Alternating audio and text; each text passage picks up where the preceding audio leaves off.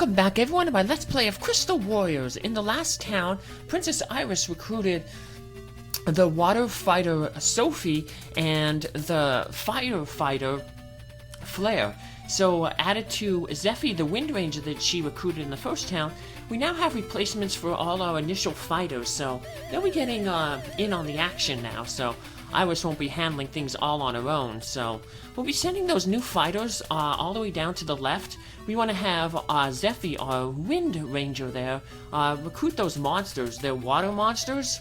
So remember, you want to have the character recruit the monsters that he's strong against. That way, when he goes up against an opponent that he's weak against, he'll have the element to counter his weakness. So the wind will get water. That way, if a fire comes up to attack him, he can use that water to absorb the damage that the fire will do. So, also in the last town, we learned that this group of enemies is going to include a mage and a healer. So we're going to need to get a replacement mage and a healer to kind of round out our army. We're still using our initial ones. But mages and healers, they're pretty much the same as our characters in those classes. So the mage will try to attack from range with different spells. You can look at the mage once they're revealed and see what kind of spells they have. That way you can determine who you want to attack them. So say if the mage has a fire spell, you want to go after them with a water character because they're strong against fire. So, but we're going to have to reveal the mage either through combat or hitting them with a spell or the scan spell. So most of our army is going down to the left there. Iris will kind of clog off this choke point there at the bridge. And she'll be backed up by Merrick, our mage. So he won't gain any experience though. Remember, you can only gain experience when you defeat an enemy, so... But we'll have Iris there to run up and basically draw a lot of the attacks. So now their mages, like our mages, can attack from 3 range if they have a level 1 type elemental spell. Healers can also attack, but the main thing with healers, they don't really have good attack. The healers, their main issue is, of course, healing their fellow soldiers. If a character goes below 50% of their hit points, then the healer will heal them at the beginning of their turn. So try to want to make sure that no character is below that 50% when the turn starts. So this healer's in combat for whatever reason, didn't stick back. Normally they will stick back. And they use that dark spell. That reduces your accuracy really, really bad. You're pretty much going to miss if you use get hit with the darkness spell. But luckily, your monsters, even if it's blinded, when it retreats and comes back again to their next turn, it won't be blinded again. So monsters are good for, dealing with that dark spell. So normally, if a mage attacks from multiple ranges with a spell, you can't counter unless you're also another mage. Then you can counter with a spell. But that mage, for whatever reason, decided to attack. Now that means it allowed him to attack twice, cast 2 spells, but that also means that he got to be countered twice, so... And speaking of counters, here we have a fire elemental going against Sophi, our wind character, so he is weak to that fire, so that way we can summon that water monster that's strong against the fire to deal some extra damage, so... And it's surprisingly here that the computer's using the water against our wind. Usually the computer will not attack a character if they don't have the elemental advantage, so... But luckily that mage attacked us rather than from range next to us, so that means we did a lot of damage to him, so we were able to finish him off this round. Alright. Now, if we have battle or spell right here with the mage. So if we cast spell and we're adjacent to a target, the target will be able to attack us back. But we're only going to absorb 1 attack, because now if I would have done fight, I would have been able to hit this guy twice, but I didn't want the mage to get countered twice, because like if we attack twice, then the healer would attack us twice. So we let's move our we want to be able to double team, take out that water character. So we'll move Zephy down here to attack, and he'll weaken it up to the point where we'll be able to finish it off with our water character there. So, and then we'll have our water character in line to go after that fire character, which it would be strong against. So didn't do too much damage, because remember, when you get a new recruit, they don't have a weapon. So yeah, Sophi doesn't have a weapon, but that's okay. So we have our healer here just in case to heal up. So Zephy needs to heal a little bit more.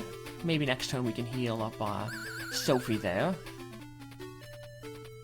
So there's good old our healer Fry. And let's see how the enemy reacts. Ooh, going after our mage again. So now, because the healer attacked the mage, we're basically engaged in combat, so we can cast 2 spells. We're able to cast 2 spells, which we will do. Mage's physical attacks are really, really terrible, because they can only equip rods, and rods have really low strength, and mages themselves have low strength. So basically, if you do get into a fight, you want to basically use your spells. The spell will probably do more damage, even if it's against the element that it's strong against. So here we have this fight here. We'll use our water monster, because the water monster will do more damage to the fire than the wind. Remember, wind is weak against fire, so. And speaking of weakness, we have the enemy attacking a character who is weak against it. So wind is strong against water, so yeah, unfortunately, Sophi here is going to take a lot of damage. But she's in a position where she can only be attacked once. So we'll move our fire character Flare in range to start attacking those wind characters. Sophi should be able to finish off this fire character. Gain some experience. Woohoo! Won't be able to gain a level, so we're going to need to heal her. But that's why we have our healer here, so. And as long as we block off the space below Sophi, she won't be able to be double teamed by the 2 wind characters there, so. Let's finish off the healer here. So now that means the battle is basically won, because the enemy can't heal themselves, so it's just going to be a matter of time before we finish him off. Now, another way you can finish the battle is if you take over the enemy's stronghold, their little castle there. You just have to go to where the door is, and you can end the battle. But you want to get them, the enemies here, you want to just defeat them all, gain as much experience, because otherwise you're just, wasting potential experience and level ups.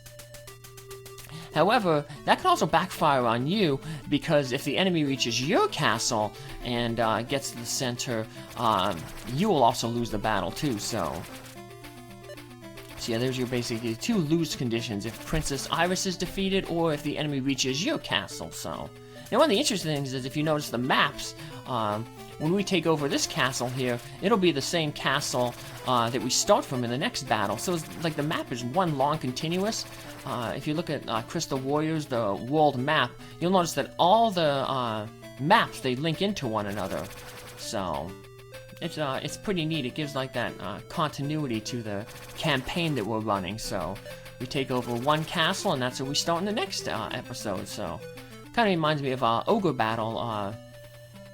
We took over Zentagenia, and then started there in the. We took it over in the 3rd to last battle, and then started the 2nd to last battle in the capital that we took over in the previous battle. So, all right, let's. We're neutral here, so we can do some decent damage. I'll be able to finish this character off, but I don't really want Zephy to get the experience, because he's kind of gaining some experience. We want to get our other characters to gain some experience. So, and I also want to get rid of one of those water monsters, so we want to have room for, one monster of all 4 levels, so might as well finish that monster off. So, And like I said, that reduced that character's hit points down to a point where we can have our fire character run in there and gain some extra experience, so... Just slowly whittle this character down a little bit with magic. Have Iris come down here, so... It'll be interesting to see what the computer does. Will they go after Iris? Or will they continue to attack Sophi, who they have an elemental strength against? So... Now, if they go after Sophi, that would be bad news, so we might as well heal her up. So, yeah, your healers start with a lot of MP, so they'll probably never run out of MP. So, heal whenever you can, so... Oh, went after a totally different target. Murik. Well, because he attacked at 1 range, we'll be able to get 2 counters in, so... And pretty much, Murik will reduce her down to 7 hit points, which means that pretty much any of our characters should be able to finish her off, so... Just a matter of who we want to give experience to. Now, if we were using our initial army, we could probably want to maybe go after her with the healer, because if your healer, once he or she reaches level 9, they get massive stat boosts, so become basically almost your best fighter at that point, so... Well, round 3, and once again we end up in this same old little, type of village, so no new characters to recruit, so... But there will be in the next village, so... We want to save our gold. Let's see what the future says. Beware the masters of fire and wind. So it looks like the next episode we're going to have a lot of fire and wind characters, which means that, Sophi and Flare are new recruits from the last village, we'll be getting a lot of usage. It seems that monsters appear when the crystals were taken. A monster will serve you once it's been tamed, but they don't get along with mages or healers. Well, we kind of were told that before.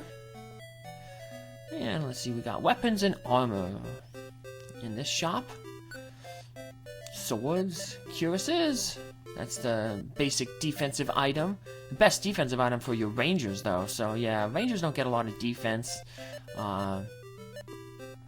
So, too bad you can't steal the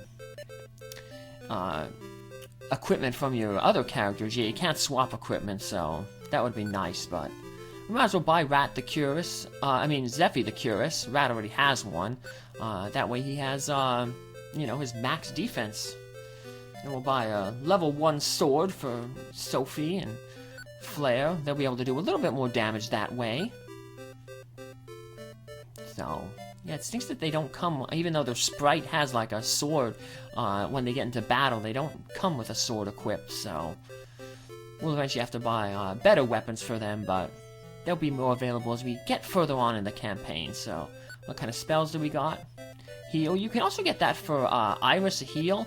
Drain is also a really good spell. It takes away 1/4 of the enemy's total hit points and gives it back to you. So on fresh enemies, it's really, really good. So, but speaking of really good, we're making good progress. So continue to come back here to follow that progress. Have a good day. Bye.